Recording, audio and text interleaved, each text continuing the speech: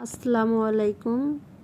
যে যেখান থেকে আমার ভিডিওটি দেখছেন আশা করি সবাই ভালো আছেন। আজকে আমি রান্না করব দেশি মুরগির মাংস দিয়ে আলু পটলের ঝোল। প্রথমে আমি মাংসগুলো কেটে দিয়ে পরিষ্কার করে নিয়েছি। এরপর পরিমাণ মতো পেঁয়াজ কুচি দিয়ে দিলাম। আস্তে আস্তে সব মশলা অ্যাড করব। প্রথমে 1 চামচ লবণ দিলাম,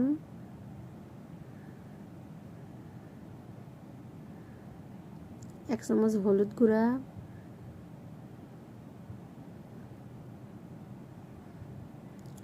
1 চামচ কাঁচামরিচ ভেজে বাটা, 1 চামচ পরিমাণ, 1 চামচ আদা রসুন বাটা, 1 চামচ জিরা বাটা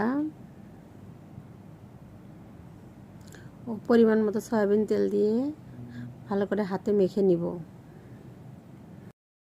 আমি মোটামুটি সব ধরনের তরকারি হাতে মেখে রান্না করার চেষ্টা করি। আমার পরিবারের সবাই খেতে ভালোবাসেন হাতে মেখে রান্না। কষিয়েও রান্না করি, হাতে মেখেও রান্না করি। তো আমার পরিবারের লোক যেভাবে খেয়ে খুশি হন আমি সেটাই চেষ্টা করি। আমি এভাবে মাংসগুলা কিছুক্ষণ হাতে ভালো করে মেখে নিব। সব মশলা যাতে মাংসের গায়ে গায়ে লেগে যায় ভালো করে মেখে নিয়ে একটু সামান্য পরিমাণ পানি দিয়ে কষিয়ে নেব। সামান্য পরিমাণ পানি দিয়ে ঢেকে কষিয়ে নিব কিছুক্ষণ। এই ফাঁকে আমি আলু পটল কিছু কেটে নেব এর ভিতর দেওয়ার জন্য।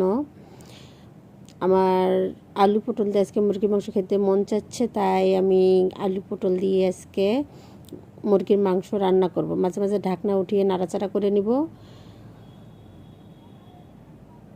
মোটামুটি কষানো শেষ মুরগির মাংস। এখন আমি দিয়ে দিচ্ছি আলু পটল অল্প পরিমাণে। আমার খেতে ভালো লাগে, আপনারা যারা খেতে পারেন না তারা খাবেন না, আর যাদেরকে ভালো লাগে তারা ট্রাই করে দেখবেন, এভাবে একদিন ভালো লাগবে আশা করি। মুরগির মাংস রান্নাটা অসাধারণ হয়েছিল খেতে। কষানো শেষ, আমি এখন এখানে পরিমাণ মতো পানি দিয়ে আবারও রান্না করব বেশ কিছুক্ষণ ধরে। মুরগির মাংস কষানো শেষে এখন পরিমাণ মতো ঝোল দিয়ে আমি রান্না করব 20 মিনিট ধরে। আমার এভাবে রান্না করে খেতে ভালো লাগে। কার কার এভাবে খেতে ভালো লাগে? আমি আলু পটল দিয়ে মুরগির মাংস খাই, গরুর মাংস খাই। আমার এভাবে খেতে ভালো লাগে। আমার পরিবারের সবাই ভালোবাসেন হাতে মেখে রান্না করতে। রান্না করলে তাদের পছন্দ এবং তাদের খুশির জন্য আমি রান্না করি এভাবে। 20 মিনিট পরে আবার আসলাম ফিরে। রান্না মোটামুটি শেষ। আমার রান্নাগুলো আপনাদের কাছে কেমন লাগে তা কমেন্টে জানাবেন। হাতে মেখে মুরগির মাংস রান্না করলাম আলু পটল দিয়ে।